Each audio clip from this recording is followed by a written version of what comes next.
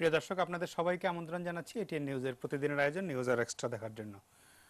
৭১ সালের মুক্তিযুদ্ধের মাধ্যমে যে বাংলাদেশ আমরা স্বাধীন বাংলাদেশ পেয়েছি, সেই বাংলাদেশের মূল সুর ছিল অসাম্প্রদায়িকতা, ধর্মনিরপেক্ষতা, এবং সেভাবেই বাংলাদেশের মানুষ মিলেমিশে যার যার ধর্ম শেষে পালন করে আসছেন উৎসবমুখর পরিবেশে। মাঝে মাঝে দু একটি বিপদগামী শক্তি বা দল এই সাম্প্রদায়িক সম্প্রীতিতে বিঘ্ন ঘটানোর চেষ্টা করছেন বটে, কিন্তু সেটা সফল হতে পারেননি কখনোই। যেমন গত 5 দিন হিন্দু ধর্মাবলম্বীদের সবচেয়ে বড় ধর্মীয় উৎসব শারদীয় দুর্গোৎসব সারা দেশে উৎসবমুখর পরিবেশে পালিত হয়েছে। আজকে আশুরা এবং দুর্গাপূজা এবং আশুরা পাশাপাশি পড়ে যাওয়াতে সরকারের অনেক উৎকণ্ঠা ছিল, কিন্তু সাধারণ মানুষ খুব স্বাভাবিকভাবেই দুটি উৎসবই, দুর্গাপূজা উৎসব, আশুরা শোকের দুটি আনুষ্ঠানিকতায় পালন করার প্রস্তুতি ছিল। কালকে মধ্যরাতে ঢাকার মূল তাজিয়া মিছিল যেখান থেকে বেরোয় হোসনি দালানে, সেখানে বোমা বিস্ফোরণে একজন মারা গেছে এবং অন্তত 150 জন আহত হয়েছে কম বেশি। তাদের মধ্যে কেউ কেউ হাসপাতালে ভর্তি আছেন এখনো। শেষ মুহূর্তের এই হামলার ঘটনা আমাদের সবাইকে হতবাক করে দিয়েছে যে এই হামলা কি সাম্প্রদায়িক সম্প্রীতি বিনষ্ট করার চেষ্টা, নাকি দেশকে অস্থিতিশীল করার কোনো রকম চেষ্টা, বা যুদ্ধাপরাধীদের বিচার বানচালের চেষ্টা, নানা রকমের আলোচনা সামনে আছে। কিন্তু সাধারণ মানুষের মূল শক্তিটা যেখানে, কালকে রাতে এমন একটি বোমা হামলা হওয়ার পরে আজকে যেটা হতে পারতো যে তাজিয়া মিছিলে লোক কম গেল ভয়ে বা আতঙ্কে, কিন্তু ঘটেছে উল্টো ঘটনা। সাধারণত তাজিয়া মিছিলে যেমন লোক হয়, আজকের মিছিলে তার চেয়ে অনেক বেশি লোক হয়েছে। সাধারণ মানুষের শক্তিটা এখানেই, বাংলাদেশের শক্তিটা এখানেই। আমরা আজকে এই সম্প্রীতির কথাই আলোচনা করব। আমাদের স্টুডিওতে 4 জন অতিথি উপস্থিত আছেন অধ্যাপক মুনতাসির মামুন, ঢাকা বিশ্ববিদ্যালয়ের শিক্ষক, ইতিহাসবিদ, এবং উনি এই নানা রকমের সামাজিক লেখালেখি থেকে শুরু করে সবসময় আমরা প্রগতিশীল যে কোনো আন্দোলনে স্যারকে আমরা পাশে পাই। আছেন আহমেদ তাফসির চৌধুরী, আহমদিয়া মুসলিম জামাত বাংলাদেশের বহিঃসম্পর্ক গণসংযোগ সম্পাদক। আছেন আলহাজ হাফেজ মাওলানা জিয়াউল হাসান, বাংলাদেশ সম্মিলিত ইসলামী জোটের সভাপতি, এবং আছেন সৈয়দ ইব্রাহিম খলিল রাজাভি, ইসলামী শিক্ষা কেন্দ্রের অধ্যক্ষ। আপনাদের 4 জনকে আমন্ত্রণ জানাচ্ছি আমাদের অনুষ্ঠানে। আমি যে মানে তাজিয়া মিছিল সাধারণত যা হয় আজকে তার চেয়ে বড় হয়েছে, সেই মিছিলের ছবিটা একটু দেখে আসি, তারপরে আমি আলোচনা শুরু করব। স্মৃতিতে কারবালার শোক আর মনে ঢাকার ইমামবাড়ায় বোমা বিস্ফোরণের ক্ষোভ সব পেছনে ফেলে সকাল থেকেই হোসেনি দালান এলাকায় জড়ো হন হাজারো শিয়া মতাবলম্বী মুসলিম। হোসেনি দালানের গণ্ডি পেরিয়ে মিছিল যখন নামলো রাজপথে, তখন তার রূপ নিল জনসমুদ্রে। যোগ হলো সব ধর্মের, সব সম্প্রদায়ের মানুষ। 12 জাতি ধর্ম পালন করে, তার জন্য বিশ্বাস সবকিছু। হিন্দু, বৌদ্ধ, খ্রিস্টান সবাই, সব জাতির কোনো ইয়া নেই। এই মিছিলে 10ই মুহররমের ভিতরে এটা সবাই থাকবে। রং বেরঙের তাজিয়ার সাথেই চলে বুক থাপড়িয়ে বা শরীরের রক্ত ঝরিয়ে শোকের মাতম। কারবালার করুণ কাহিনী বর্ণনা করে ইমাম হোসেনের স্মৃতিতে চোখের পানি ফেলেন মিছিলকারীরা। মিছিলের নিরাপত্তা দিতে এর সাথে যুক্ত হয় পুলিশ, র্যাব, সোয়াত সহ আইন শৃঙ্খলা রক্ষাকারী বাহিনীর বিপুল সংখ্যক সদস্য। গতকাল একটা ঘটনা ঘটে গেছে, ওটাকে মাথায় রেখে এমনি তো আগের থেকে নিরাপত্তা ব্যবস্থা আমাদের রাখা ছিল, এখানেও প্রায় দ্বিগুণ মতো নিরাপত্তা ব্যবস্থা রাখা হয়েছে। সাধারণ মানুষ জানান, হামলা করে মুহররমের ঐতিহ্যগাথা ঢাকার তাজিয়া মিছিলকে রোধ করা যাবে না। যারা করছে তারাই ব্যর্থতা হয়েছে, কিন্তু এটা আটকে রাখতে পারেনি। অবশ্য আশা করি কখনো এটা আটকাতে পারবেও না।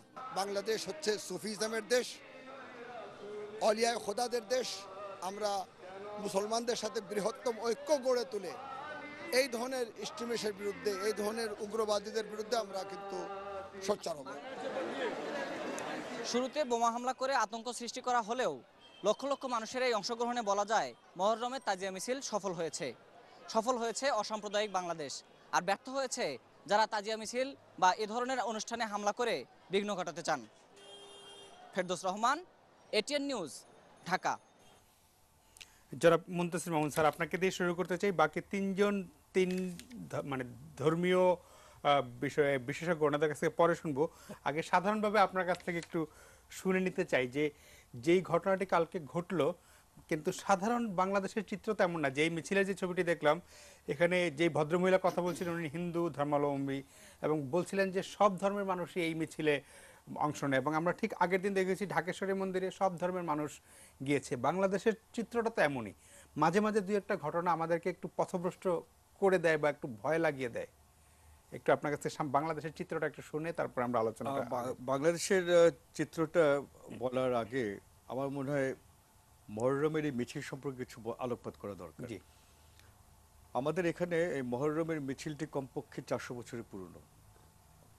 জন্মাষ্টমীর মিছিলটি কিন্তু তার চেয়েও পুরনো, এবং ঢাকার মহররম এবং জন্মাষ্টমীর মিছিল দুটি দেখার জন্য কিন্তু আগে দূর দূরান্ত থেকে মানুষ আসতো, মানে বিভিন্ন দূর দূরান্ত থেকে মানুষ আসতো। আমরা ছেলেবেলায়ও মহররম মিছিলের আগে পুরনো ঢাকায় দোকানপাটে বসে থাকতাম 2 ঘন্টা 3 ঘন্টা আগে যে মহররমের মিছিল মেলার মতো হয়ে যেত। সুতরাং এটা মহররমের মিছিলটা, হ্যাঁ এটা শোকের, কিন্তু একটা সময় যেতে যেতে উৎসবে একটা উৎসব আমি বলবো না, কিন্তু এটাকে ঘিরে একটা কৌতূহল, একটা সম্মান, এই সব কিছু কিন্তু ছিল। এখন এই মহররমের মিছিল এবং পুরনো 19 শতক 20 শতকের যত পত্রপত্রিকা দেখবেন, এমনকি কলকাতার ঢাকার আত্মজীবনী, সবখানে কিন্তু মহররমের মিছিলের বড় বর্ণনা আছে। এবং মহররমের মিছিলের উপরে 19 শতকে আঁকা একটা জল রং জাতীয় জাদুঘর আছে। তার মানে এটার ইম্পর্টেন্স এরকম ছিল। এটা হচ্ছে একদিক। দ্বিতীয় দিক হচ্ছে যে বললাম যে সবাই আমরা এটাতে দেখতে গেছি, তার মানে আমার তো তখন মনে হয়নি যে এটা কি ইসলাম বিরুদ্ধ বা ইসলামের পক্ষে বা কি, এটা কিন্তু কখনো আমাদের মাথায় আসেনি। তৃতীয়ত হচ্ছে যে এখন হামলা হলো বা হামলার আগে আমরা উদ্বিগ্ন যে এরকম কিছু হতে পারে, এটা কেন এলো? একটা কারণ নিশ্চয়ই আছে।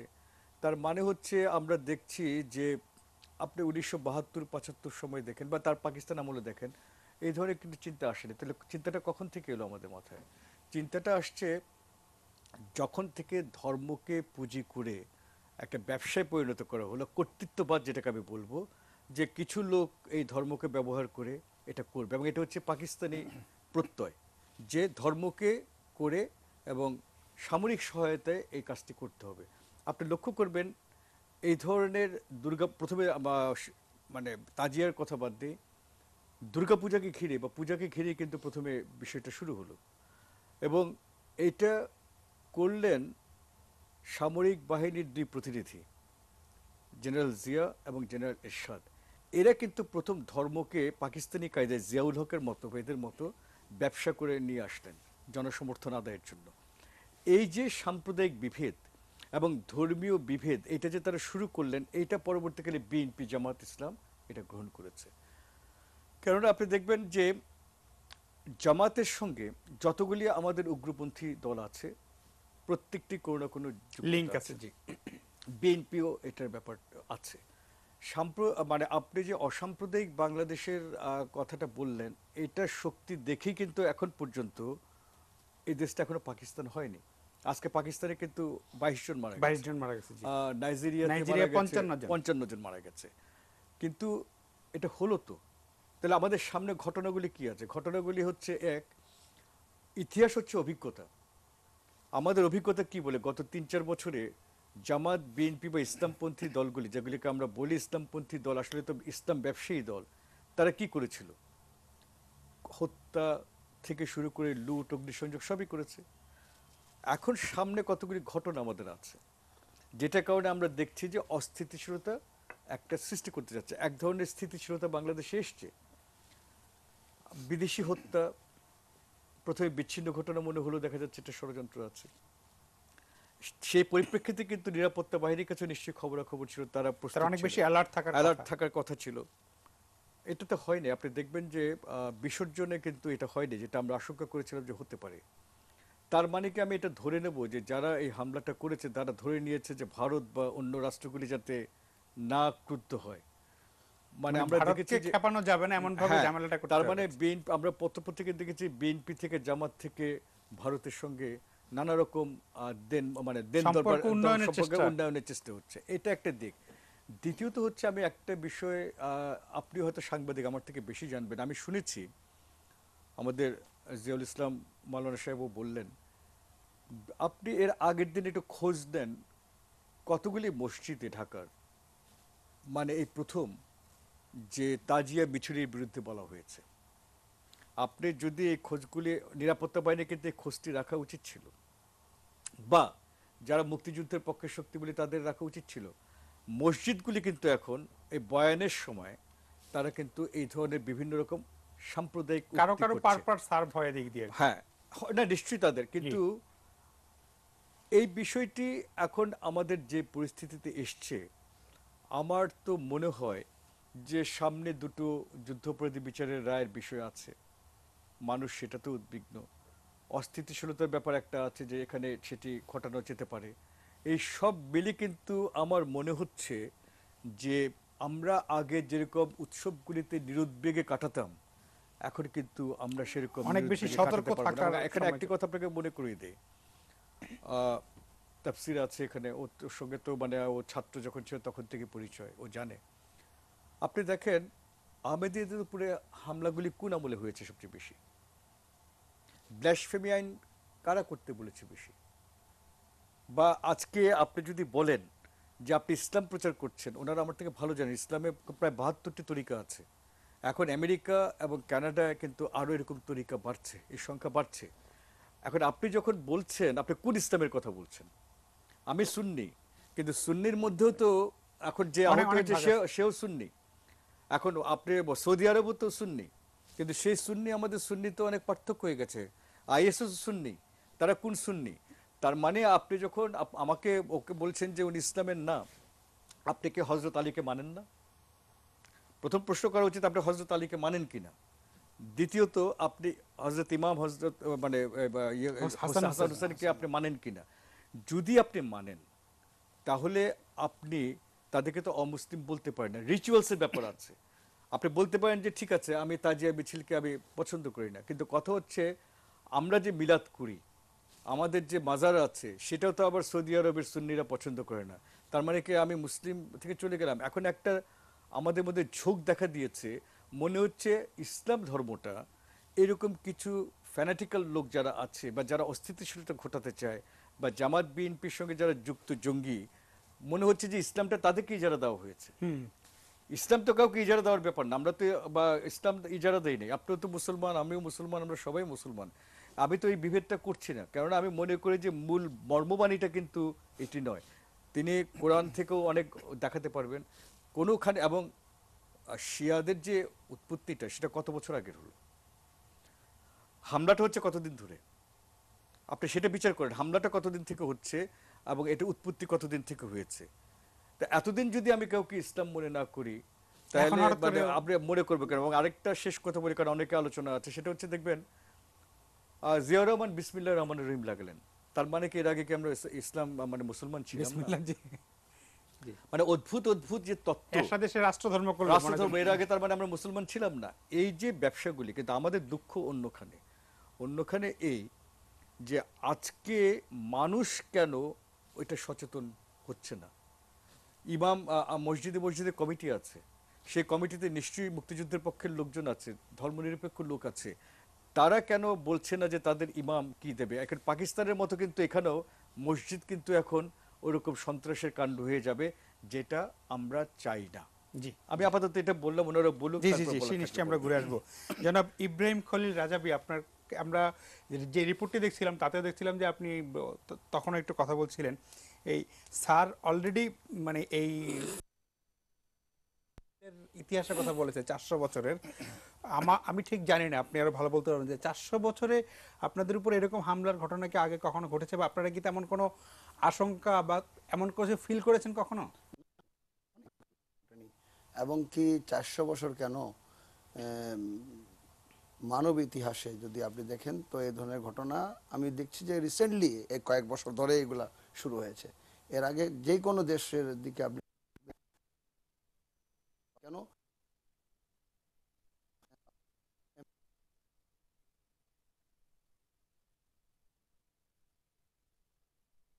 শ্রদ্ধাশীল এবং শ্রদ্ধা দৃষ্টিকোণ থেকে দেখে। এখন ধরা গেল যে তাজিয়া হয়তো তাদের গ্রহণযোগ্য হলো না, সেটা হয়তো গ্রহণযোগ্য না, কিন্তু এই পর্যায়ে তো কখনোই কাম্য না।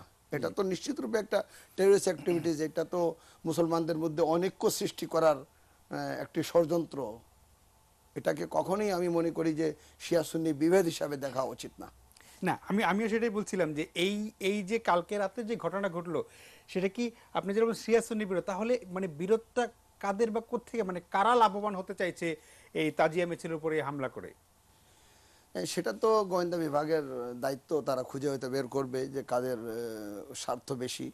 কিন্তু আমি যতটুকু মনে করি যে আমার মনে হয় মুসলমানদের বৃহত্তম ঐক্য গড়ে তুলে এগুলাকে প্রতিরোধ করা দরকার। এটা কিন্তু শুধু বাংলাদেশেই না, আমরা অন্য অন্য দেশেও দেখতে পাচ্ছি যে এই ধরনের আক্রমণ, যেমন এখন স্যার বললেন যে পাকিস্তানে এবং নাইজেরিয়াতে এবং বিভিন্ন জায়গায়। তো এইভাবে এরকম যারা উগ্রতার বিশ্বাসী, তারা মনে করে যে আমি যা বলছি সেটাই সত্য, অন্যদের কণ্ঠকে যে কোনোভাবে দমন করতে হবে, এবং এই দমন করার জন্য তারা নানা ধরনের পন্থাকে কাজে লাগায়, কখনো ফতোয়া, কখনো এই ধরনের টেররিস্ট অ্যাক্টিভিটিস। আমি মনে করি যে যারা সচেতন তাদেরকে এইভাবে এগিয়ে আসা দরকার। আমাদের দেশ বিশেষ করে 12 আউলিয়ার দেশ, এই দেশে সুফিবাদের ম্যাক্সিমাম যারা তারা আহলে বায়তকে অধিক শ্রদ্ধার সাথে দেখে, তাদেরকে ঐক্যবদ্ধ হয়ে এগুলাকে আমার মনে হয় প্রতিরোধ করা দরকার। যদি প্রতিরোধ না করা হয় তাহলে এইভাবেই জিনিসটা আরও ঘোলাট হতে থাকবে, হয়তো একসময় একটা ভয়ঙ্কর রূপ নেবে। তো আমার মনে হয় যে যে কোনো মসজিদে এই ধরনের আলোচনা করা হয়, সেখানকার মুসল্লিদের উচিত যে প্রতিবাদ করা এবং বলা যে তোমার উচিত ঐক্য নিয়ে কথা বলা, মুসলমানদের মধ্যে বৃহত্তম ঐক্য গড়ে তুলে একটা শান্তি শৃঙ্খলার পরিবেশ বজায় রাখা। সেখানে এরকম মানে বিভ্রান্তিকর কথা বলে মানুষের মধ্যে অনৈক্য সৃষ্টি করা, এটা কতটুকু সমীচীন, কারা লাভবান হচ্ছে? সেটাই, মানে আসলে তো শেষ বিচারে গিয়ে তো আসলে ইসলামের ক্ষতি হচ্ছে।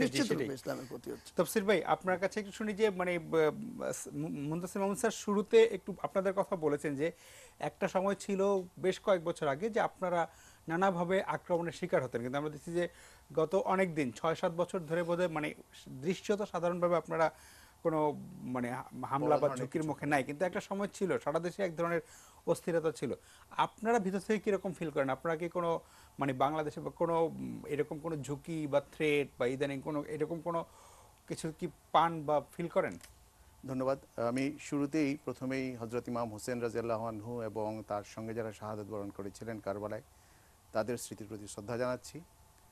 এরপরে আমি গত রাত্রের দুর্ভাগ্যজনক ঘটনায় যিনি মারা গেলেন তার প্রতি এবং যারা আহত হয়েছেন তাদের পরিবারের প্রতি, এবং একই সঙ্গে আমাদের বাংলাদেশের সকল শিয়া ভাই বোনদের প্রতি আমি সমবেদনা জানাচ্ছি।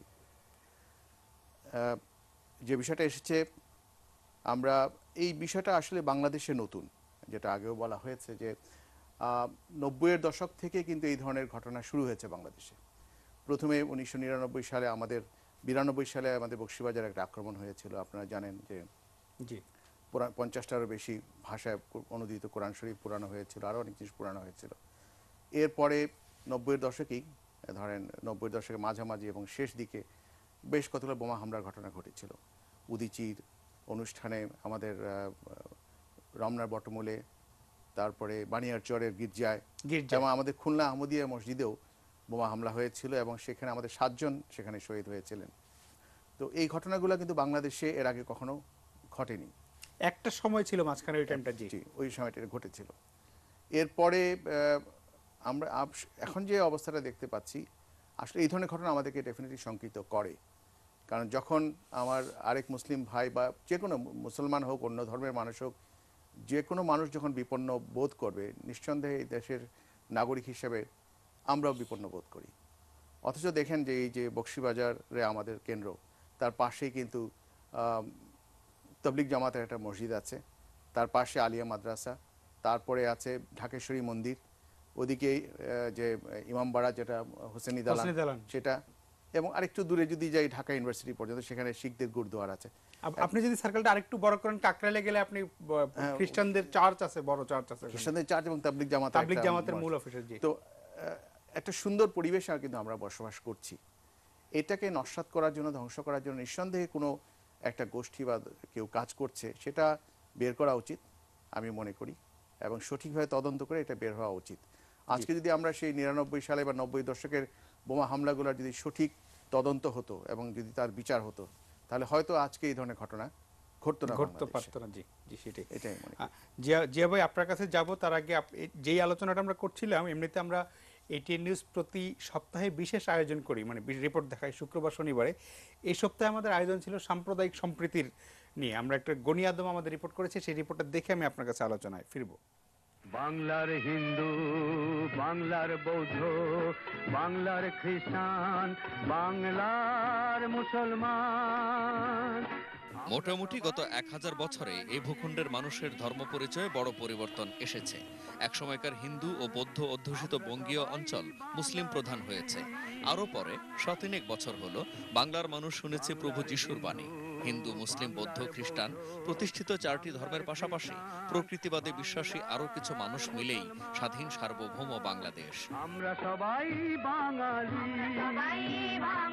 ঐতিহাসিকেরা বলেন, এদেশের মুসলিম জনগোষ্ঠীর বড় অংশই এখানকার আদি সম্প্রদায়গুলো থেকে ধর্মান্তরিত। ফলে ধর্ম পরিবর্তন হলেও সৎ প্রতিবেশী হয়ে মিলেমিশে থাকতে এখানকার মানুষের সমস্যা হয়নি। এইটা বাঙালির চরিত্রের একটা অংশ, স্বভাবের একটা অংশ। সাথে সাথে ইসলামও তাদেরকে এদিকে উদ্বুদ্ধ করেছে। তাই আমরা দেখি যে যারা নাকি সহিষ্ণু উদার যারা ধর্মপ্রচারকরা ছিলেন, সুফিয়ায়ে কেরাম, তাদের মাধ্যমে আমাদের দেশে ইসলাম প্রচারিত হয়েছে। কোনো যুদ্ধবাজ বা কোনো এর দ্বারা আমাদের দেশে কখনো ইসলাম আসেনি।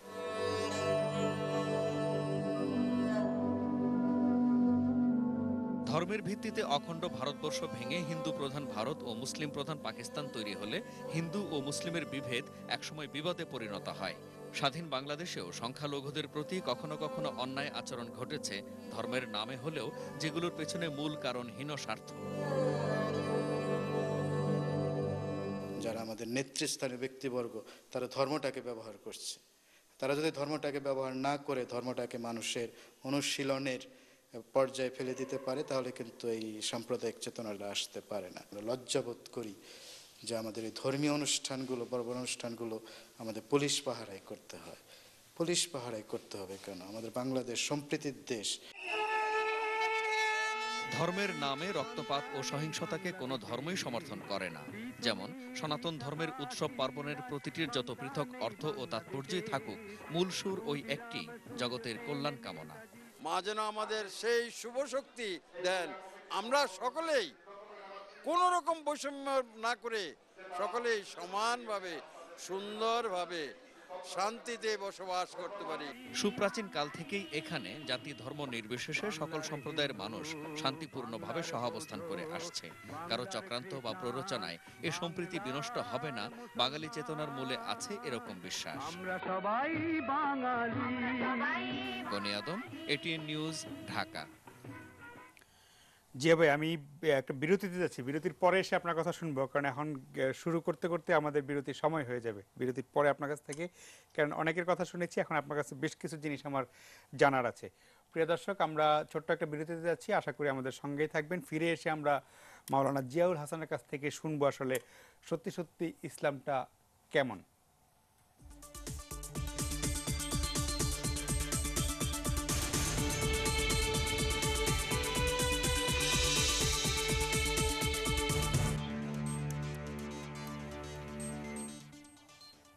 প্রিয় দর্শক, আমরা ফিরে এলাম আলোচনায়। জনাব মাওলানা জিয়াউল হাসান, আপনি বিরতির আগে আসলে সময় ছিল না খুব, এই কারণে আপনার কাছে আলোচনা দিতে পারিনি। আমরা বিরতির আগে 3 জনের আলোচনা শুনেছি, এবং বিশেষ করে যেমন সৈয়দ ইব্রাহিম খলিল রাজাবি, উনি যেটা বলছেন যে এই রকমের বিভেদ করে আসলে ফাইনালি গিয়ে শেষ পর্যন্ত ইসলামের ক্ষতি করা হচ্ছে, এবং সেটা শুধু বাংলাদেশে না, সারা বিশ্বেই আসলে এইরকমভাবে ইসলাম শিয়ার সাথে সুন্নির, অমুকের সাথে তমুকের এইরকম নানা রকমের দ্বন্দ্বের কিন্তু শেষ পর্যন্ত ইসলামের ক্ষতি হচ্ছে। কিন্তু ইসলাম যতটুকু আমরা যতটুকু বুঝি সাধারণভাবে, যে ইসলাম তো পরমত ভিন্ন মত সব সহ্য করারই কথা, সহ্য করেই ইসলাম এবং শান্তির ধর্ম, সেইখানে এখন এত হানাহানি কেন? ধন্যবাদ। আসলে মূল বিষয়টি হচ্ছে যে বর্তমান বিশ্বে ইসলাম এবং মুসলমানদের যে অবস্থা, এই অবস্থার জন্য ওআইসি এবং আরব লীগ তারা সম্পূর্ণভাবে ব্যর্থ হয়েছে। ওআইসি, আরব লীগ, আপনি দেখেন আমাদের মুসলমানদের প্রথম কেবলা আল আকসা, আমরা সেখানে যেতে পারি না। রক্তপাত কোনো সমস্যার সমাধান নয়। আলোচনা করতে হবে। রসুল করিম সাল্লাল্লাহু আলাইহি ওয়াসাল্লাম উনি সাহাবীদের সঙ্গে অমুসলিমদের সঙ্গে আলোচনা করতেন, শেয়ার করতেন, মোটিভেশন করতেন। কিন্তু এই যে সিরিয়াতে দেখেন কি অবস্থা, সিরিয়ার সংখ্যাগরিষ্ঠ মানুষ আজকে উদ্বাস্ত হয়ে বিশ্বের বিভিন্ন জায়গায় তারা রওনা দিয়েছে। ছোট ছোট বাচ্চাগুলোর কান্না দেখেন, মহিলাদের অবস্থা দেখেন, আফগানিস্তানের অবস্থা দেখেন, ইরাকের অবস্থা দেখেন। এখন এটি একটি আন্তর্জাতিক ষড়যন্ত্র। আমি মনে করি এই ষড়যন্ত্রের বিরুদ্ধে বিশ্বের ইসলামিক চিন্তাবিদ যারা রয়েছেন, বিশেষ করে যে ওআইসি এবং আরব লীগ, তাদের এই বিষয়ে জরুরি বৈঠক ডেকে ইসলাম শিক্ষা দেওয়ার আগে আমি ব্যক্তিগতভাবে মনে করি যে প্রথমে আমাদেরকে টলারেন্স শিক্ষা দিতে হবে, পরমত সহিষ্ণুতা। একটা গ্রুপ আল্লাহকে মানে না, রসুলকে মানে না, কোরআনকে মানে না, ইসলামকে মানে না। তারা যদি মনে করে বাইতুল মোকাররম মসজিদের দক্ষিণ গেটে তারা একটা সমাবেশ করবে, আমরা যারা আস্তিক, আমরা যারা মুসলমান, রসুলের উম্মত, কোরআনে বিশ্বাস করি, ইসলামে বিশ্বাস করি, আমাদের কি করা উচিত? যে যারা নাস্তিক তারা সমাবেশ করবে, আমাদেরকে ইসলাম টলারেন্স, আমরা কতটুকু প্রতিক্রিয়া ব্যক্ত করতে পারবো, কতটুকু প্রতিক্রিয়া ব্যক্ত করব, তার দিক নির্দেশনা পবিত্র কোরআনে দেওয়া হয়েছে। সূরা কাহাফের 29 নম্বর আয়াতে আল্লাহ বলছেন, ওয়াকুলিল হাক্কু মির রাব্বিকুম ফামান শাআ ফালিয়ুমিন ওয়া মান শাআ ফালিয়াকফুর। আল্লাহ বলছেন বলো, আল্লাহ রাসূলকে আল্লাহ বলতেছেন বলো, এই তোমার প্রতিপালকের পক্ষ হইতে, তোমার রবের পক্ষ থেকে যা প্রেরণ করা হয়েছে, সত্য তোমার প্রভুর নিকট থেকে প্রেরিত, যার ইচ্ছা গ্রহণ করুক, যার ইচ্ছা বর্জন করুক। তাহলে দেখা যাচ্ছে যে আয়াতের মাধ্যমে যে কেউ যদি ইসলামকে অস্বীকার করে, গ্রহণ না করে, আমাদেরকে জোর করে তাকে ইসলাম আক্রমণ করার কোনো কথা ইসলামে লেখা নেই। এবং সূরা ইউনূসের 99 নম্বর আয়াতে আল্লাহ বলছে, ওমা কানা লিনাফসিন আন তুমিনা ইল্লা বিইজনিল্লাহ।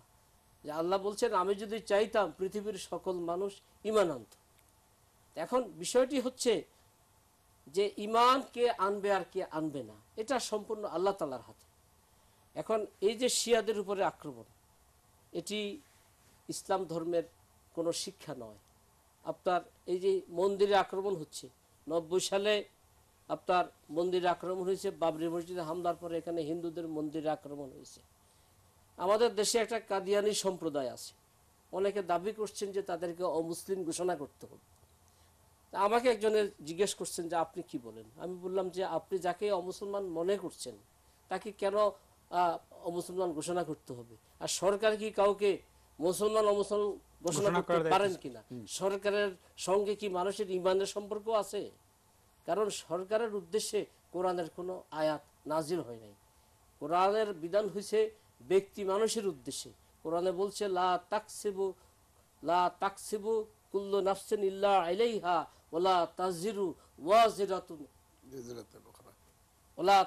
ওয়াজিরাতুন বিজরা। এখন এই যে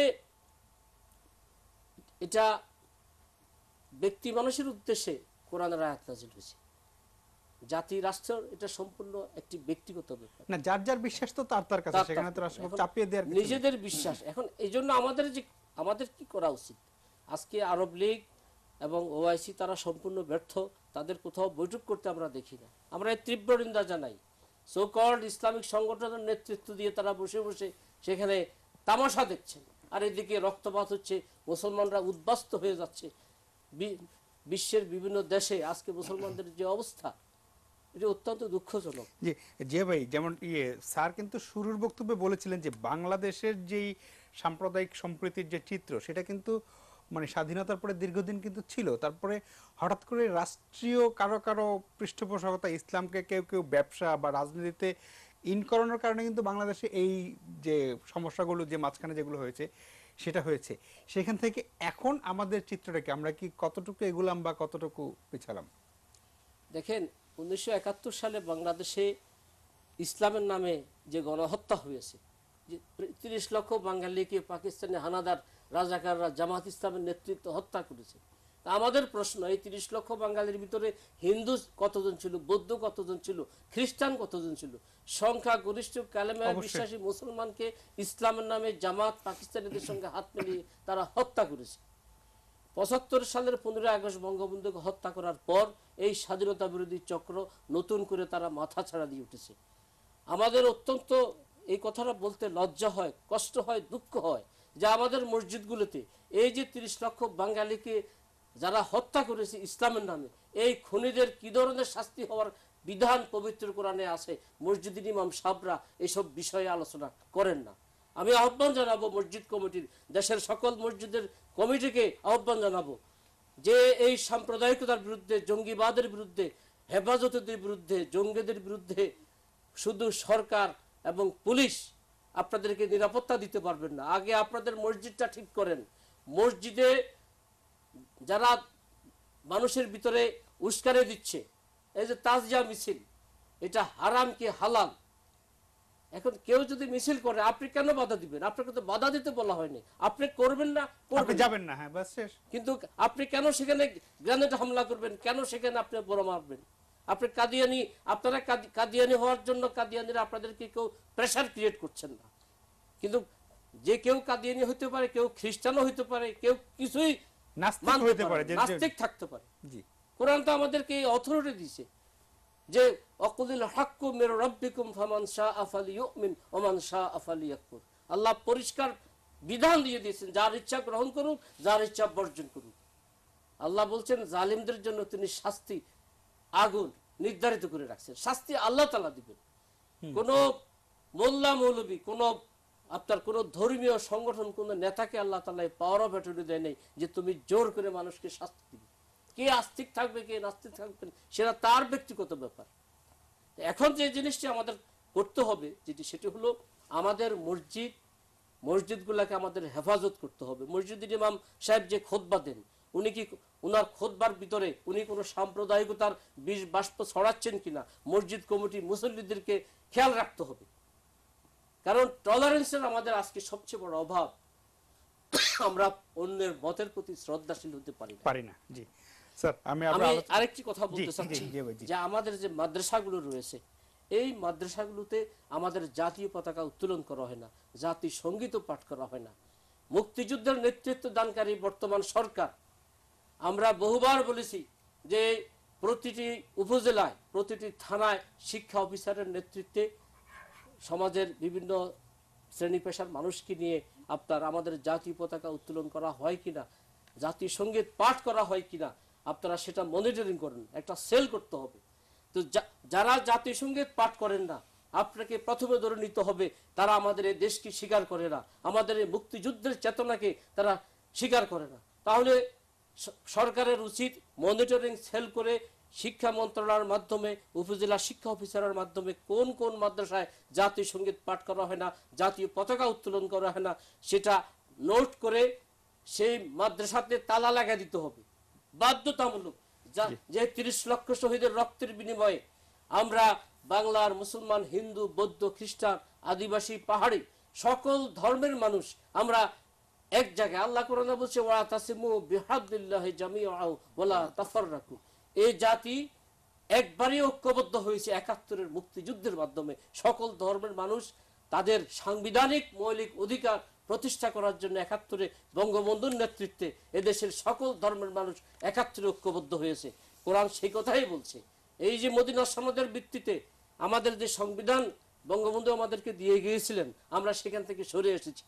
তো মুক্তিযুদ্ধের চেতনা প্রতিষ্ঠা ছাড়া সাম্প্রদায়িকতা, জঙ্গিবাদ, এই আমাদের দেশে আজকে যে অরাজকতা, বিশৃঙ্খলা, মুক্তিযুদ্ধের চেতনা পূর্ণ প্রতিষ্ঠা ছাড়া এর কোনো বিকল্প নেই। সেই জন্য মাদ্রাসাগুলোকে অবশ্যই মনিটরিং এর আওতায় আনতে হবে। আমরা ফিরবো আবার আপনার কাছে। স্যার, আপনি শুরুতে যেটা বলেছিলেন এবং জিয়াবে যেটা বললেন যে দীর্ঘদিন ধরে আপনি এই সাম্প্রদায়িকতার বিরুদ্ধে, যুদ্ধাপরাধীদের বিচারের দাবিতে আপনি আন্দোলন করছেন। বর্তমানে যে সরকার ক্ষমতায় আছে তারা মুক্তিযুদ্ধের পক্ষে সরকার, তারা যুদ্ধাপরাধীদের বিচার করছে এবং এই যে মানে এই সাম্প্রদায়িক শক্তি বা মৌলবাদীদের, জঙ্গিদের নির্মূল করার ব্যাপারে তারা দাবি যে দীর্ঘদিন ধরে কাজ করছে। কিন্তু সাম্প্রতিক সময় আমরা নানা রকমের কথা শুনি, এমনকি আইএস এর কথা হচ্ছে, বিশ্বের অনেকগুলো দেশ ট্রাভেল অ্যালার্ট দিয়ে বাংলাদেশকে এক ধরনের আতঙ্ক ছড়িয়ে দিয়েছে। এই জায়গা থেকে সরকারের যা করছে সেটা কি ঠিক আছে নাকি মানে কোথাও কোনো ঘাটতি দেখতে পাচ্ছি আমরা? ব্যাপারটা এইভাবে আমি বলতে চাই, এই সরকারের এই মানে নীতিটা কি সেটা কিন্তু পরিষ্কার নয়। ব্যাপারটা এইভাবে বলা যেতে পারে যে প্রথম যখন এই হামলাগুলি শুরু হলো, আমার খেয়াল আছে যে শামসুর রহমানের উপরে প্রথম, কবি শামসুর রহমানের উপরে প্রথম হামলাটা হলো। আমরা যখন এটা প্রতিবাদ করলাম এবং বললাম যে এইভাবে জঙ্গিরা আসছে, এই আওয়ামী লীগ বা মুক্তিযুদ্ধের পক্ষের শক্তিরা কিন্তু এটাকে গুরুত্ব দেয়নি, তারা গুরুত্বই দিতে চায়নি।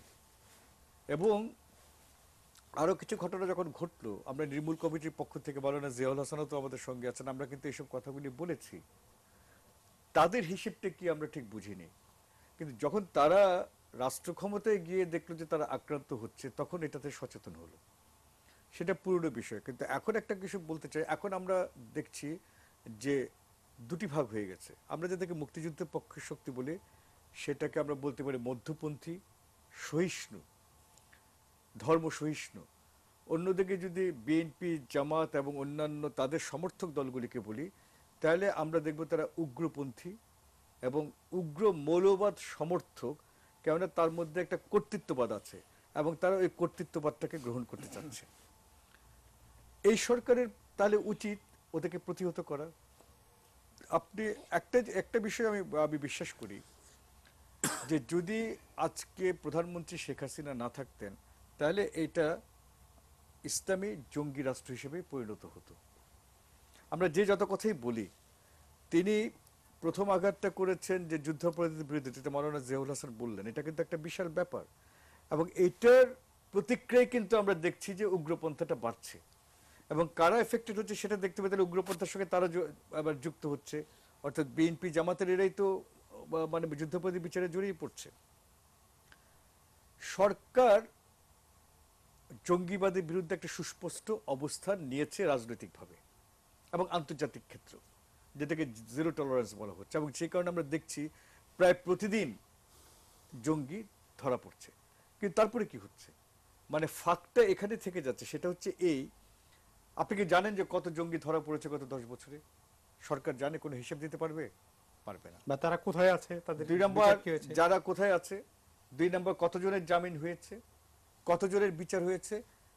এখন আপনি জঙ্গি ধরবেন, আপনি তারপর জেলে নিচ্ছেন, জামিন পেয়ে বেরিয়ে আসছে, বা জঙ্গি আটক আছে বা ছাড়া পেয়ে যাচ্ছে পুলিশকে বলে, মানে ছাড়া পাওয়ার পরে আসছে কোথায় আছে আর কেউ জানে না। এখন এখানে হওয়া উচিত ছিল কি, যে একটা সমন্বয়, আদালত, পুলিশ বা র্যাব, যেটাকে নিরাপত্তা সংস্থার সমন্বয়, যে আমরা এতজন জঙ্গি ধরেছি, তাহলে এর বিচারটা দ্রুত একটা আলাদা ট্রাইব্যুনালে করা দরকার, বিচারটা সেখানে হবে এবং বিচারের পরে তাকে মনিটরিং করা হবে।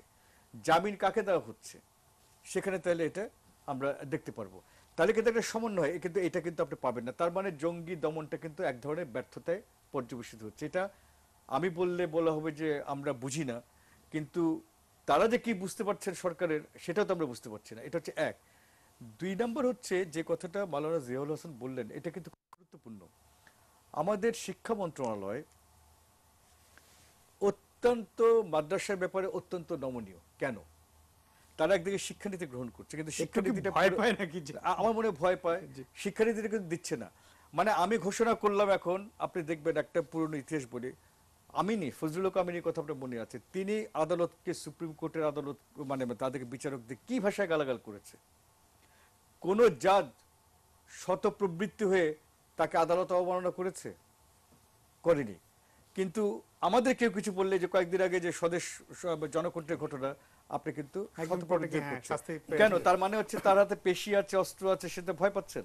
আমি একদম পরিষ্কার বলছি, এখানে কিন্তু এটা হয়েছে। আমি সংবিধানকে ডাস্টবিনে ফেলে, না ডাস্টবিনে, আদালতের সবাইকে বলেছে। খালেদা জিয়া কতবার আদালত সম্পর্কে প্রশ্ন তুলেছে, কোনো আদালত কিছু বলেছে? বলেনি। কিন্তু আমি আজকে একটা কথা বলি, এই টেলিভিশনের এটাই যে কথা বলছি, এটা দিয়ে কালকে কিন্তু আদালত অবমাননা হতে হবে।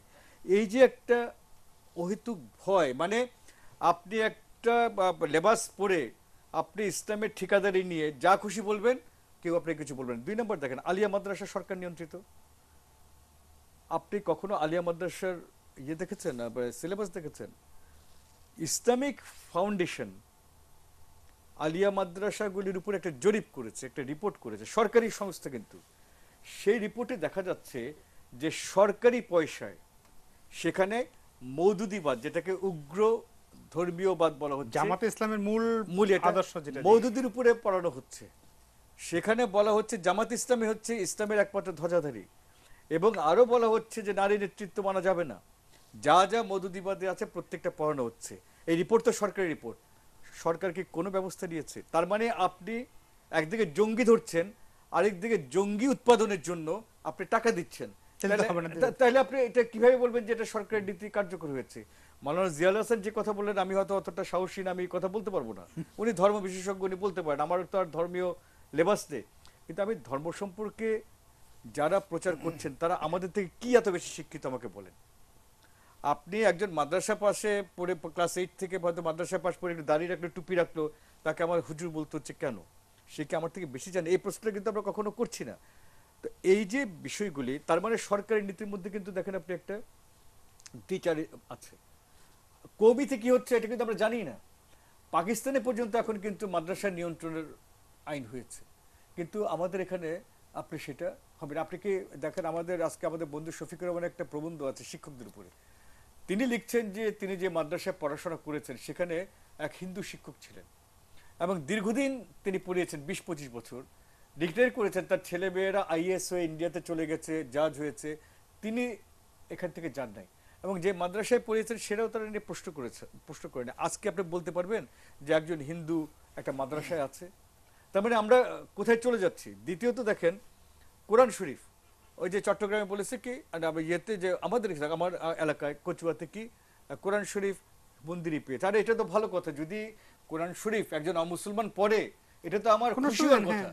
আমি অন্য ধর্মে পড়তে পারবো, কোরআন যদি একজন হিন্দু পড়ে, একজন খ্রিস্টান পড়ে, এটা তো আনন্দিত হওয়ার কথা। এটা প্রথম কোরআন বাংলায় অনুবাদ করেছেন তো একজন হিন্দু ধর্মাবলম্বী ব্রাহ্ম, গিরিশচন্দ্র হ্যাঁ ব্রাহ্ম। তো আপনি অজ্ঞতা, তার মানে হচ্ছে পুরো মাদ্রাসাগুলি একটা অজ্ঞতার কেন্দ্র হয়ে দাঁড়াচ্ছে। আপনি অজ্ঞতা ছড়াবেন, অজ্ঞতা ছড়াবার জন্য আপনি টাকা দেবেন, মওদুদিবাদ প্রচারের জন্য আপনি টাকা খরচ করেন, এবং সরকারি টাকা, মাইন্ডেড ট্যাক্স পেয়ারের টাকা দিচ্ছেন, এবং অন্যদিকে আপনি জঙ্গি ধরবেন।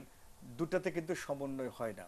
এই ব্যাপারে কিন্তু সরকারের সুস্পষ্ট নীতি থাকা দরকার। 3 নম্বর হচ্ছে আপনার নিজেরাও, আমরা সবাই আন্দোলনের সঙ্গে, জামাতের কার্যকলাপের বিরুদ্ধে আমরা কতদিন বলছি না?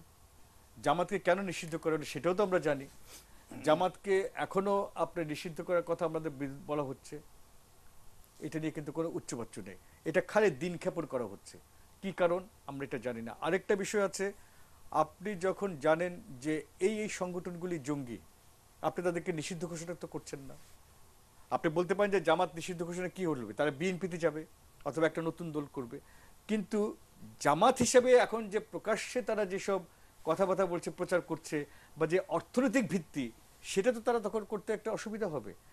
তো সরকারের আমার মনে হয় নীতিটা অস্পষ্ট, তারা বুঝতে পারছে না বা বুঝতে চাচ্ছে না, বা বুঝেও না বোঝার ভান করছে যে তাদের সুস্পষ্টটা নীতিটা কি হবে।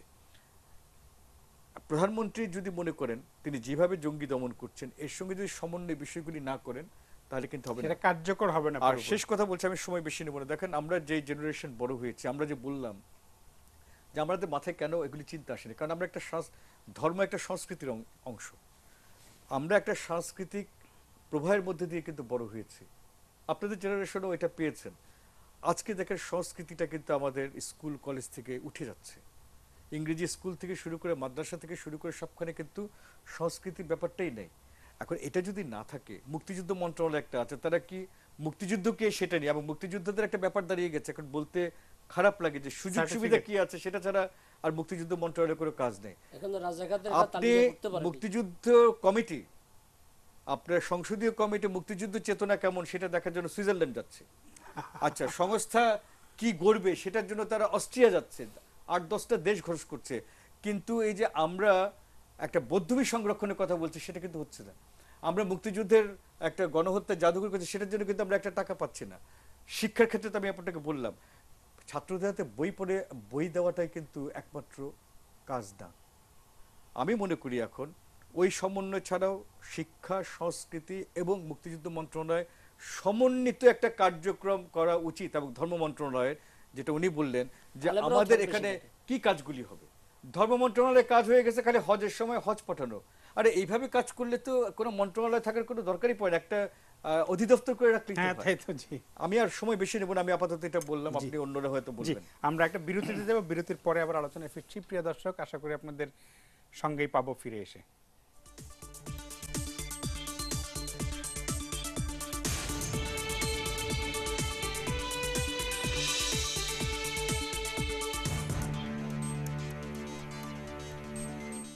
প্রিয় দর্শক, ফিরে এলাম আলোচনায়।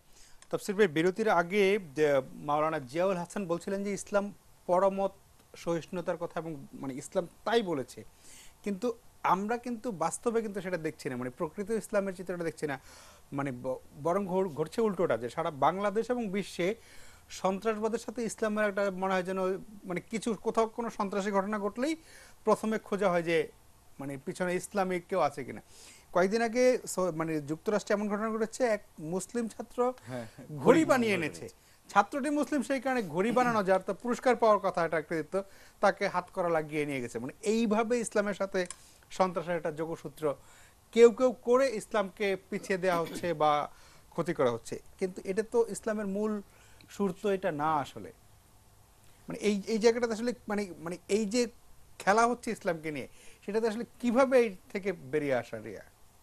ধন্যবাদ। আমরা জানি যে মহানবী সাল্লাল্লাহু আলাইহি ওয়াসাল্লাম ছিলেন রহমতুল্লিল আলামিন।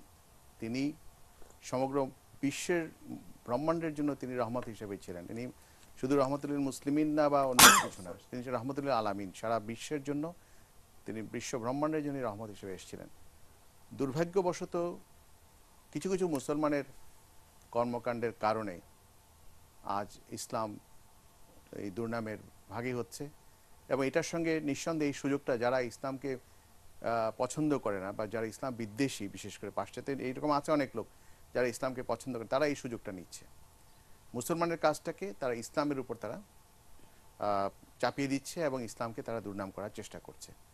এটার জন্য যেটা প্রথম করা উচিত সেটা হচ্ছে মহানবী সাল্লাল্লাহু আলাইহি ওয়াসাল্লামের যে শিক্ষা, প্রকৃত শিক্ষা বা ইসলামের যে প্রকৃত শিক্ষা, সেটা মানুষের সামনে তুলে ধরা উচিত।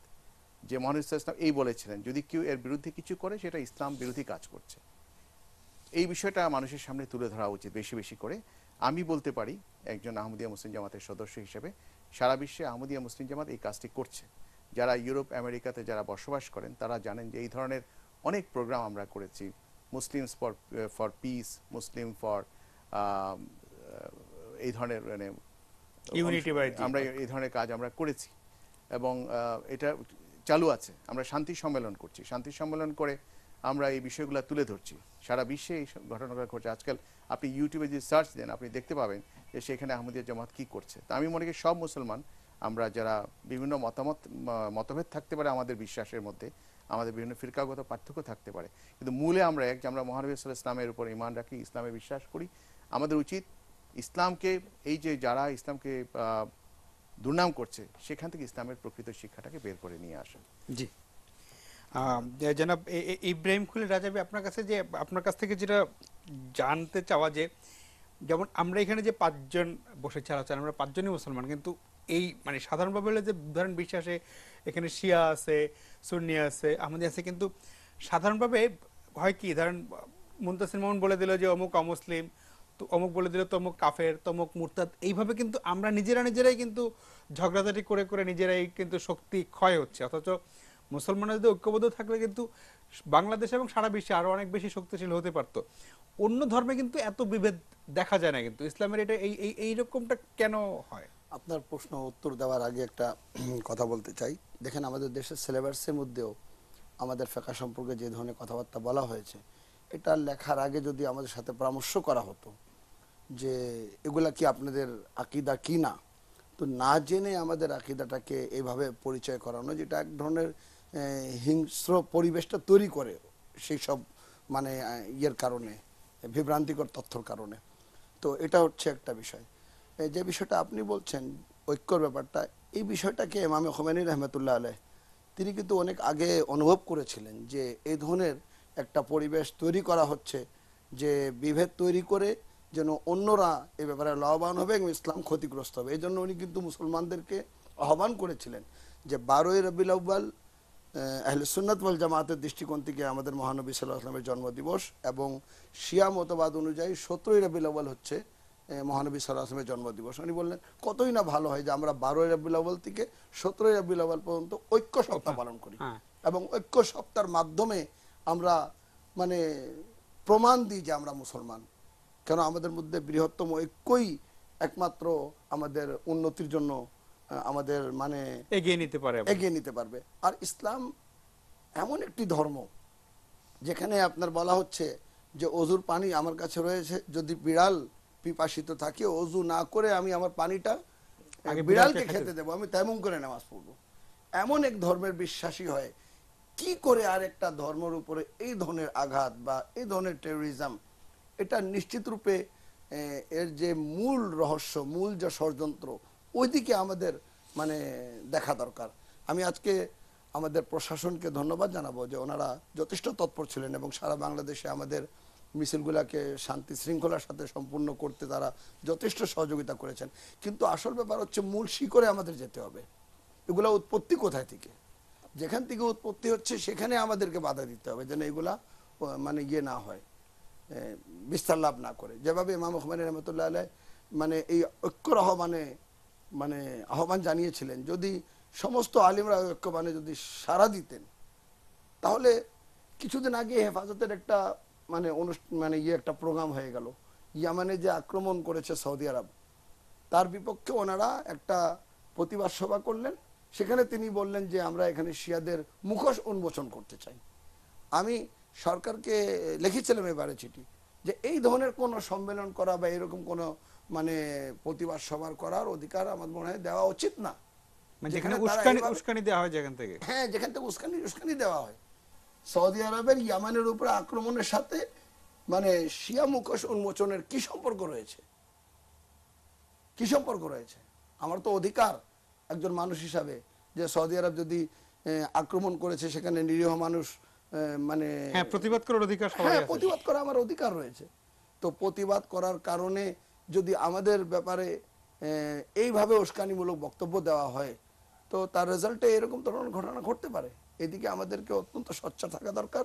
যে জিনিসটা আমাদের খুব বেশি মানে লক্ষণীয় সেটা হচ্ছে মুসলিম উম্মার মধ্যে বৃহত্তম ঐক্য গড়ে তোলা এবং দিন ইসলাম হচ্ছে একটা শান্তিপ্রিয় দিন।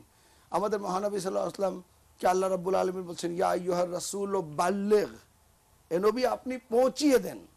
জোর করে মানে আমাদের প্রিয় নবী কাউকে মানাতে যাননি, কাউকে বাধ্য করেননি, কাউকে পৌঁছে দেওয়া, অর্থাৎ মানুষ নিজের চিন্তা চেতনা দ্বারা সেটাকে গ্রহণ করবে। আল্লাহ রাব্বুল আলামিন আকল দিয়েছেন, আকলের মাধ্যমে সে আমাদের প্রিয় নবী সাল্লাল্লাহু আলাইহি ওয়াসাল্লামের যেটা আকলের সাথে সামঞ্জস্যপূর্ণ সেটাকে তারা গ্রহণ করবে। নাকি আমি জোর করে আমি আমার মতবাদটাকে চপিয়ে দেবো এবং বলবো যে এটাই ইসলাম, যেটা আমাদের প্রিয় নবী করেননি। জি জি, আমরা অনুষ্ঠানের শেষ বিরতিতে যাচ্ছি, বিরতির পরে আবার আলোচনায় ফিরবো, আশা করি আমাদের সঙ্গেই থাকবেন।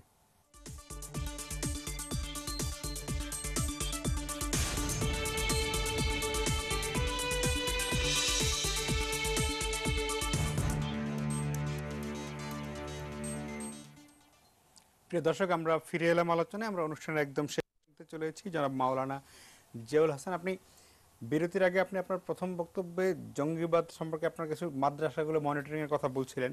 স্যারও জঙ্গিবাদের ব্যাপারে যে সরকারের যে পদক্ষেপ তার সমন্বয়হীনতা নিয়ে কিছু শঙ্কা প্রকাশ করছিলেন, যে হয়তো চায় কিন্তু একদিক দিয়ে আপনি জঙ্গি দমন করবেন বা গ্রেপ্তার করবেন, আরেকদিকে মাদ্রাসায় জঙ্গি উৎপাদন হতে থাকবে, দুইটা তো আসলে একসাথে চললে আপনার কখনোই শেষ হবে না। এটা জঙ্গি দমনের জন্য মানে আসলে সত্যি সত্যি করার কি? একটা ধরেন আপনি যখন একটা ছেলে যখন ছোটবেলা থেকে পড়ে মাদ্রাসায় জঙ্গি হয়ে যাবে, তারপরে পুলিশ দিয়ে পিটিয়ে তাকে আর ফেরাতে পারবেন না। তাকে তো শুরু থেকেই শিক্ষাটা যাতে তার ব্রেন ওয়াশ করা না যায় সেই জায়গাতে তো আটকাতে হবে। সেইখানে আসলে করণীয়টা কি? দেখেন, মনোজগতের একটি বিষয় রয়ে গেছে। তো এখন ধর্মীয় শিক্ষা আমাদের এখানে যে মাদ্রাসাগুলোতে দেওয়া হয়, একটা সরকারি মাদ্রাসা, স্যার বলছেন আলিয়া মাদ্রাসায় মওদুদিবাদ শিক্ষা দেওয়া হয়, আর কওমি মাদ্রাসাগুলোতে আমি টোটাল শিক্ষা ধর্মীয় শিক্ষা ব্যবস্থার কথা বলি। ৭১ আমাদের এখানে মুক্তিযুদ্ধ হয়েছে, আমরা বীর বিক্রম, বীর প্রতীক, বীর শ্রেষ্ঠ, এর ভিতর থেকে ৫ জন ১০ জন লোক খুঁজে পাই না যিনি মাদ্রাসায় পড়াশোনা করছেন বীর প্রতীক হয়েছে, বীর উত্তম হয়েছে, বীর বিক্রম হয়েছে। এখন প্রশ্ন জাগে, তাহলে কি মাদ্রাসায় কি দেশপ্রেমের শিক্ষা দেওয়া হয় না? প্রশ্ন। আপনারা জানেন রাসূল পাক সাল্লাল্লাহু আলাইহি ওয়াসাল্লাম যখন মক্কা থেকে মদিনা হিজরত করেন, ওনার চোখ বেয়ে বেয়ে পানি পড়ছে। উনি কিছুক্ষণ পর পিছনের দিকে তাকান, মক্কার দিকে তাকান। হযরত আবু বকর রাদিয়াল্লাহু তাআলা আনহু জিজ্ঞাসা করেন, ইয়া রাসূলুল্লাহ, আপনি কাঁদছেন কেন? মহানবী সাল্লাল্লাহু আলাইহি ওয়াসাল্লাম বললেন, আবু বকর, এই মক্কা আমার জন্মভূমি, এখানে আমি খেলেছি, বড় হয়েছি, আমার এই মাতৃভূমি ছেড়ে যেতে আমার খুব কষ্ট হচ্ছে। তাহলে রসুল নিজে বলছে, আনা রাসূলুল আরবি, আমি আরবের রসুল। এই আনা রাসূলুল আরবি এই কথা বলার মাধ্যমে আরব্য জাতীয়তাবাদের একটা গন্ধ পাওয়া যায়, দেশপ্রেমের, নিজের সহজাতির। তো ৭১ আমাদের স্বাধীনতা যুদ্ধে এই মাদ্রাসাগুলো, মসজিদগুলো ইমাম সাহেবরা নামাজ পড়িয়েছেন। আমি বলছি না মসজিদে তালা লাগিয়ে দিয়ে আপনি মুক্তিযুদ্ধে চলে যান, সেটা না। কিন্তু মুক্তিযুদ্ধের ইতিহাস ঘাটলে দেখা যায় যে একজন বীর শ্রেষ্ঠ, বীর উত্তম, বীর বিক্রম খুঁজে পাওয়া যায় না যিনি মাদ্রাসায় পড়াশোনা করছেন। তো দেশপ্রেমটা থাকতে হবে, পরমত সহিষ্ণু থাকতে হবে। আমার মসজিদের পাশে একটা মন্দির থাকবে, একটা গির্জা থাকবে, আমার ভিতরে টলারেন্স থাকবে না। তা আমি তো মুসলমানই হতে পারলাম না। রাসূল সাল্লাল্লাহু আলাইহি ওয়াসাল্লাম মক্কা থেকে মদিনায় গেলেন, সেখানে গিয়ে তিনি অমুসলিমদের সঙ্গে মদিনা সনদ, একটা মেঘনা কাটা তিনি তৈরি করলেন। সেখানে কি ছিল? মানে সবচেয়ে যে জিনিসটা বেশি ছিল পরমত সহিষ্ণুতা, যে যার যার ধর্ম সে পালন করবে, কারো ধর্মে কেউ বাধা দিবে না। আজকে এই বিশ্বে, বিশেষ করে বাংলাদেশে আজকে এই যে হানাহানি হচ্ছে ধর্মীয় সেক্টরে, আমাদের পরমত সহিষ্ণুতার অভাব রয়েছে। আমি বিনয়ের সঙ্গে আজকে এই অনুষ্ঠান থেকে মসজিদের ইমাম সাহেবদেরকে আহ্বান করব, মাদ্রাসার শিক্ষকদেরকে আহ্বান করব যে আপনারা পরমত সহিষ্ণুতার উপরে জোর দিন, এই বিষয়ে মসজিদে বয়ান রাখেন, ছাত্রদেরকে এই বিষয়ে বলেন যে মতের বাহিরে কেউ থাকলে আমরা উস্কানি দিব না, তার বিরুদ্ধে মানুষকে খেপিয়ে তুলব না। কেউ যদি আপনার নাস্তিক হয় তাকে হত্যা করার কথা বলবো না, কারণ আল্লাহ তাকে হত্যা করতে বলেননি। তো এই কাজগুলো করতে হবে, তার বিশ্বাস এসে থাকবে, আপনি চেষ্টা করবেন তাকে ফেরানো, পারলে পারলে না পারলে না। আপনি আপনার দাওয়াত, যেমন বলছেন যে পৌঁছে দেয়া, চাপিয়ে দেয়া না। একটা আপনার দাওয়াত পৌঁছে দেওয়া, একটা দাওয়াত মানে আপনার মত চাপিয়ে দেয়া, সেটা না করলেই হলো। সরকারের কাছে আমাদের একটা আবেদন আছে, আমরা আগেও বলেছি যে এই মাদ্রাসাগুলোকে মনিটরিং করতে হবে। মাদ্রাসার জঙ্গিবাদের আখড়া, আমি এই কথা বলছি না, কিন্তু যেহেতু তহমত দেওয়া হচ্ছে, বলা হচ্ছে যে এখান থেকে জঙ্গি তৈরি হয়, তাহলে আলেম সমাজ যে ভুল করেছেন মুক্তিযুদ্ধে না গিয়ে, স্বাধীনতার এই ৪৬ বছরেও সেখান থেকে ওনারা বের হয়ে আসতে পারেননি। আমি বিনয়ের সঙ্গে আহ্বান করব ৭১ সে বদনামটা মুছে দেওয়ার, গুছে দেওয়ার সময় এসেছে। জঙ্গিবাদের বিরুদ্ধে, সন্ত্রাসের বিরুদ্ধে, সাম্প্রদায়িকতার বিরুদ্ধে আপনাদেরকে রুখে দাঁড়াতে হবে।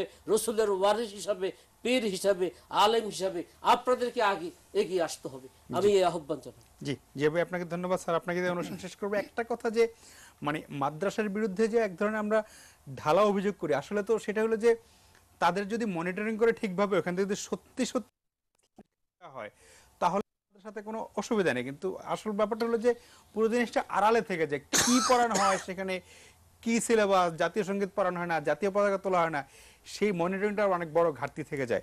সেটা একটা আপনার কাছে জানা। আরেকটা আপনি বলতে চাচ্ছিলেন যে জঙ্গিবাদের সাথে, জঙ্গিবাদের উত্থান হলে এই সরকারের যত উন্নয়ন সেটাও তো বাধাগ্রস্ত। আমি এখানে এখন আমাদের সব মাওলানা যদি মাওলানা জিয়াউল হোসেন হতো তাহলে তো আমাদের অনুষ্ঠান করার দরকার হতো না। জি জি, সেটাই সমস্যা হচ্ছে সেখানে। কিন্তু সব মাওলানা তো মাওলানা জিয়াউল হোসেন নয়। কেন? উনি যে একটা কথা বলেছেন যে দেশপ্রেমের ব্যাপারটা, রসুলের উদাহরণ দিয়ে বললেন, ওখানে কি যেই সিলেবাস, এখানে যে সিলেবাস আপনি দেখেন, এটা হচ্ছে কওমি মাদ্রাসার, আর আমি তো এর আগে আলিয়া মাদ্রাসার বলেছি, সেখানে দেশপ্রেমের কি বিষয়টা আছে। এখন এখানে আমি তার প্রতীকী অর্থে বলি, রসুল যখন মদিনা গিয়ে যে নামাজ, মসজিদুল কুবা, ওখানে তো আমাদের ইয়েটা বদল হলো, কেবলাটা বদল হলো। এটা একটা প্রতীকী অর্থ আছে যে আমরা বাইতুল মুকাদ্দাস আমাদের ছিল কেবলা, কিন্তু আল্লাহ বলছেন যে ওনার মন তো পড়ে আছে মক্কা, জন্মভূমি, দেশপ্রেমের দিকে, যে তোমার মন তো সবসময় পড়ে আছে ওখানে, তার মানে ঠিক আছে আমি তোমার কেবলা পরিবর্তন করে দিচ্ছি, কেবলা পরিবর্তন হয়ে গেল মক্কার দিকে, আমার জন্মভূমির দিকে। এই যে জন্মভূমির ব্যাপারটা, এইটা এই যে এটা আমাদের মাদ্রাসায় কতটা পড়ানো হয়, পড়ানো হলে তাহলে তো ইসলামের মূল বিষয়টা পড়াতে, ইসলামের মূল বিষয়টা হচ্ছে দেশপ্রেম। সেটা থাকলে তো আপনি এই ইসলামটা হয় না, এই সমস্যাগুলো এই সমস্যা হয় না। 2 নম্বর উনি যতই আহ্বান জানাক যে এটা হবে না, কারণ অধিকাংশ তো মাদ্রাসা থেকে আসছেন, মাদ্রাসাতে তাদেরকে দেশপ্রেমের শিক্ষাটা দিচ্ছে না। আমি তো পাঠ্যসূচি এবং এগুলি দেখিয়ে বলছি, ওখানে তো মওদুদিবাদ শিক্ষা দেওয়া হচ্ছে, সেখান দিয়ে তো আর দেশপ্রেম হয় না, সেটা পাকিস্তান প্রেম হয়। তো পাকিস্তান প্রেম হলে পাকিস্তানে যা হচ্ছে, জামাত যে পাকিস্তানিকরণ করতে চাচ্ছে এটা হচ্ছে। 2 নম্বর হচ্ছে, আমি আগেই বলেছি, প্রধানমন্ত্রী না থাকলে, আমি এককভাবে তাকে বলছি, তাহলে এখন আমরা মোটামুটি জঙ্গি মৌলবাদী দেশ হিসেবে করতাম, তার কারণে অনেকটা আটকেছে। কিন্তু এটা একটা সমন্বিত হবে।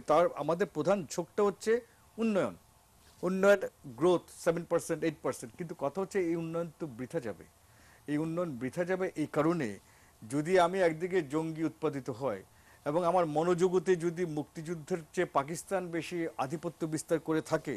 আমার বন্ধু শাহরিয়ার প্রায় বলে যে জামাত একেবারে রন্ধ্রে রন্ধ্রে আছে, আমি তো বলি যে মাদ্রাসা থেকে শুরু করে এখন আমি বিশ্বাস করি যে সব জায়গায় আছে। নাহলে শিক্ষা মন্ত্রণালয় কেন এই ধরনের আচরণ করে?